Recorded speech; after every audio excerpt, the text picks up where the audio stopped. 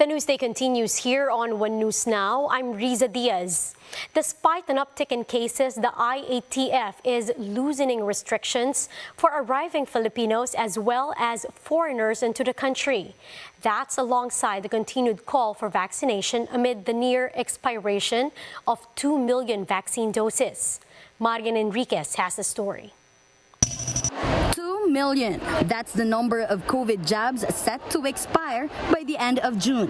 Most of these are Sinovac, AstraZeneca, and Pfizer vaccines. Health Undersecretary Mirna Cabotaje said that they have already demanded some 34 million doses to the COVAX facility for replacement. Replacement for vaccine includes vaccines from all sources. So, hindi lang po yung galing sa kanila, but they will also consider some of the vaccines that have been procured by the national government, even our private sector and our local government. With this, DOH continues to encourage the public to get inoculated. So far, almost 70 million Filipinos have been fully vaccinated against the virus. Over 73 million have been jabbed with the first dose, while some 14 million have been inoculated with their first booster shot, and more than 170,000 with the second one. Meanwhile, changes were made with some of the health protocols. The Interagency Task Force has lifted the submission of negative RT-PCR tests for arriving Filipino and foreign nationals. For those aged 18 and above, they have to be fully inoculated and got at least one booster. Those aged 12 to 17 should be fully vaccinated, while those below 12 only need to be accompanied by fully jabbed guardians. Foreign nationals may enter the Philippines provided that they comply with the applicable visa requirements and immigration entry and departure formalities, and provided further that they are fully vaccinated against COVID-19.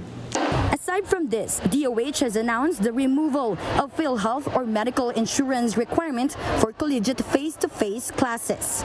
For News 5, Marian Enriquez, we are One News. Long COVID or persisting long-term symptoms of COVID-19 is now more evident among COVID survivors. Mobile journalist Jacob Lazaro gives us a front seat to the story.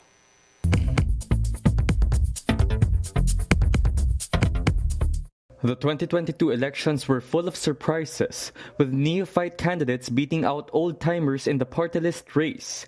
One Rider party list, a Bicol-based group formed only last year, got the second highest votes among party list groups. Ang nakikita po natin, kailangang makapagsulong tayo ng mga batas na magpoprotekta sa hanay ng mga motorista. One Rider representative, Colonel Bonifacio Bosita, was actually arrested this February for allegedly harassing a traffic enforcer on behalf of a rider. Newcomers like One Rider, For Peace, and Tutok to Win joined the top 10 party list groups with the most votes, edging out old-timer party lists from the Makabayan bloc. Bayan Muna, which won 1.1 million votes to bag 3 party list seats in the last 2019 elections, now only got a little more than 200,000 and no seat at all.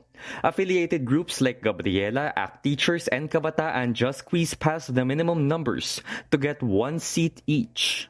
Halo-halo na yan. You had the red tagging, you had intimidations and threats, you had trumped-up charges. Marami sa mga leaders namin kinasuhan ng kung ano-ano. The representatives of Gabriela, Kabataan, and ACT Teachers will now be part of the very small minority in the 19th Congress, in which the supermajority belongs to political dynasties that have allied with the incoming administration. The top party list, ACT CIS, will have Jocelyn Tulfo, wife of incoming Senator Raffy Tulfo, and mother of incoming QC Congressman Ralph Tulfo. The third-ranked party list, Tingog, will have former Congresswoman Yeda Romualdez as its representative. Romualdez is the wife of Martin Romualdez, cousin of President-elect Bongbong Marcos, and touted to be the next Speaker of the House of Representatives. Ako Ilocano party list, which bagged 1 seat, will be represented by Richelle Singson, daughter of Narcavan Mayor Chavit Singson. Kusog Tausug, also bagging 1 seat, will be represented by the daughter of Sulu Governor Abdussakur Tan. Mobile journalist Jacob Lazaro, we are One News. Now we'll be back with more stories after the break. Keep it here on One News.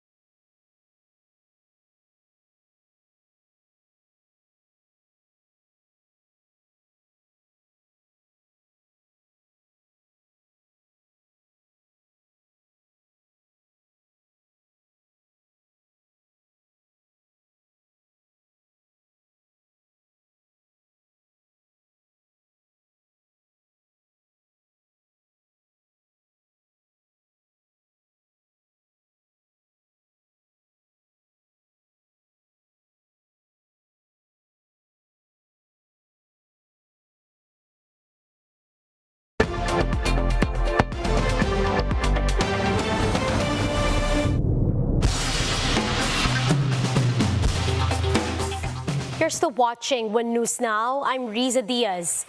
The Texas Department of Public Safety admits delaying their entry into the room where the tragic shooting incident happened is indeed a wrong decision. In a news conference, authorities said that it took 45 minutes for 20 officers to break into the room and confront the gunman at the Robb Elementary School. The on-site commander explained that the suspect was barricaded and that the children were not at risk during that time. It's still unclear if some police officers will be held liable for the second deadliest school shooting in America, which caused the deaths of 19 children and 2 teachers. Hey, for the benefit of hindsight, where I'm sitting now, of course it was not the right decision. It was a wrong decision, period. There's no excuse for that. But again, I wasn't there, but I'm just telling you, from what we know, that we believe there should have been an entry at that as soon as you can. The Caritas Manila has donated over 1 million pesos to its counterpart in Ukraine. The Caritas Ukraine already accepted the $20,000 as humanitarian aid. Caritas Manila Executive Director Father Anton Pascual handed over the money, which is intended to help the civilian population of Ukraine caught in the ongoing Russian invasion.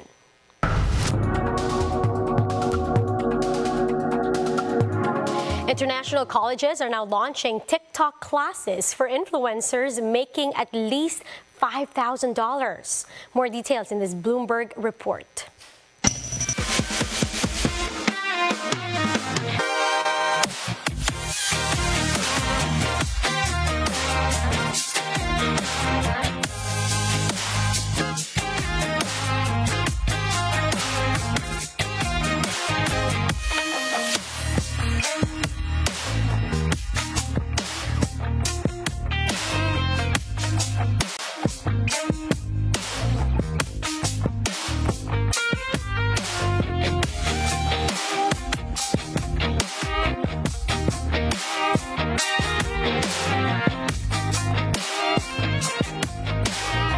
If you are intentional about building a brand, if you are intentional about the ways you engage with your community, and if you're intentional about the ways in which you're seeking to grow and expand, who's to say social media can't be a career?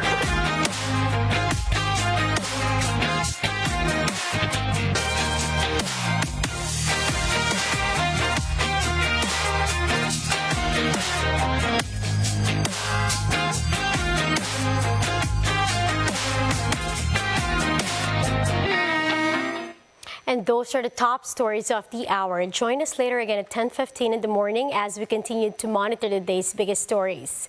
You can also catch One News on Signal Play app.